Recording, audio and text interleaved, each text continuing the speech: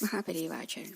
I could only look down at the wet spot on my hand and smile, bounded by Bisleri.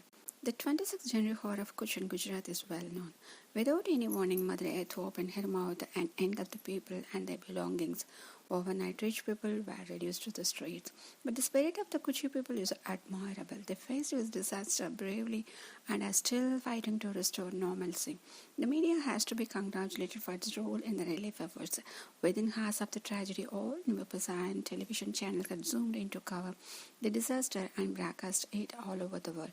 Along with India, the rest of the world participated in helping these unfortunate people.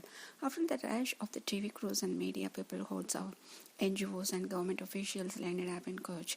People started picking up their life from where they had left it. Life started to return to normal at a slow pace. I went to visit these areas after some time when the dust of propaganda had settled down in order to see actual life. After all, the emotions had drained off and reality had become the priority. Several small villages deep inside Kutch, away from the main road connecting Ahmedabad and Bhuj, had been badly affected by the earthquake. I was visiting these remote places in the deep interior when one of the tires of my jeep went flat. Getting it fixed would take some time. My driver went to get this done. I was alone and bored. I saw a few tents nearby. They were temporary sheds covered with blue plastic sheets. They were temporary houses, schools, and health centers for the people residing in that area. Later, I heard that there were tent hotels as well. Life was busy and people were getting on with their chores. As it was monsoon season, that season men and women were busy in the fields. It was very strange. For many years there had not been much rain in the Kutch, but that year it had rained abundantly. Farmers were having a bumper crop. I suppose nature has its own method of justice. On the one hand, she takes away something, and on the other, she gives something in return. Small children were playing in the dust happily. I peeped into one of the nearby tents. A young girl, about 14 years old, was cleaning grains, preparing to cook a meal. When she saw me, she rose with a smile and said, "Please come in and sit down." As I wanted to see how they lived, I entered the shed. She gave me a chopper to sit on. Inside the tent, it was clean and neat. There was a thin partition made of an old sari. I understood from her conversation that her family was not from Kutch. The girl offered me a glass of water, though it was monsoon season. The sun was hot, but I was a little hesitant to drink the water. Many thoughts flashed across my mind. If the water was not sterile, then I was at risk of contracting diseases like dysentery and jaundice.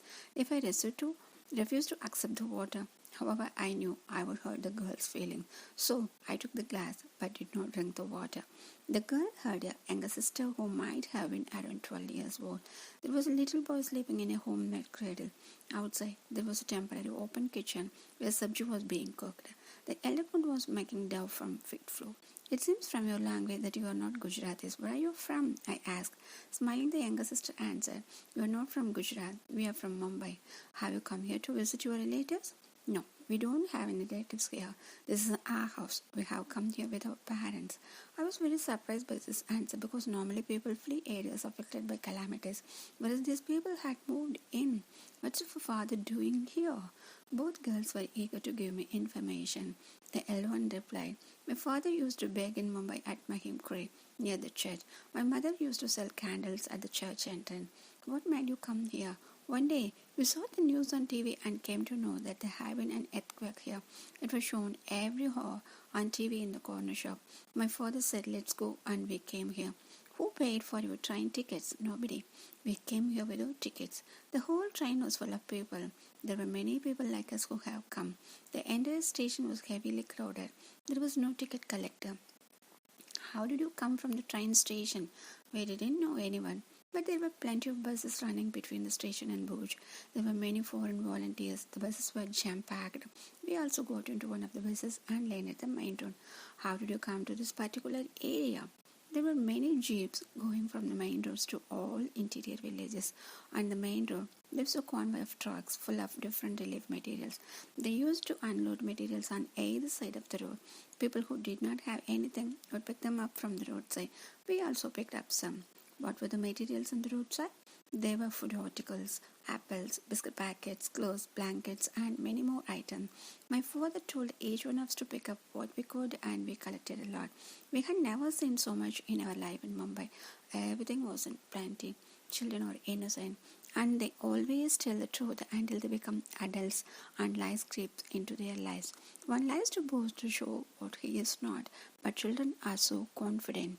They never pretend to be what they are not. Naturally, the Mumbai beggar's daughters described the whole scenario as if it was a very memorable event. They alone said much more than that. There were people crying, some of them in pain, some had lost their children or parents. It was very sad to see, but there were plenty of people to help also. There were doctors working overnight. There were swammijis working like common men, distributing medicines. There were army people digging to build houses. There was no difference between day and night, the rich and the poor. Our position was better. We did not lose anybody, nor did we lose any material, because we never had anything to begin with. People who have something have to fear losing it, but people who don't have anything to lose have no such fear. My father and mother helped people, and someone said that inside the villages there was nobody to help. There were jeeps constantly traveling between the villages and the main road. So we got into one of the jeeps and landed in this village. Some organization was giving bamboo, camping materials like tent, and other roofing materials free to all those people who had lost to their houses. As we had no home, we also got all the material. Sometimes we got double because my mother was in one queue and my father in another. What all have you got? Plenty of food? We have been eating to our heart's content every day, and we have also been giving some to people who were unable to stand in the queue. We know what is to be hungry. Why did you settle here then? My father had asthma in Mumbai. He was unable to breathe, and on many days we would go hungry. Someone said it was due to the pollution. It might be true, because after we came here, he has been normal because there is no pollution here. Anyway, we had also built our own house, so we decided to settle down. What job does your father do here? Does he continue to beg? No, we are self-sufficient now. He is working in a coolie in a nearby field. He earns ₹100 a day. Our mother also does the same thing. So the income is double. We are comfortable. The earthquake has come like a boon to us. She asked the sister to get some tea and biscuits. She inquired, which biscuits do you want? Do you have a variety? I asked, surprised. She pulled the curtain aside and was amazed to see the varieties of biscuit packets, cartons of Bisleri minerals, water, utensils, and steel trunks and other things. From the day of the earthquake, most of us here have been drinking only Bisleri water. It seems some foreign country has been since they have. It seems some foreign country has sent us full of it. What I have given you is also mineral water. I took a glass of water and immediately gulped it down. Mahaparivajan.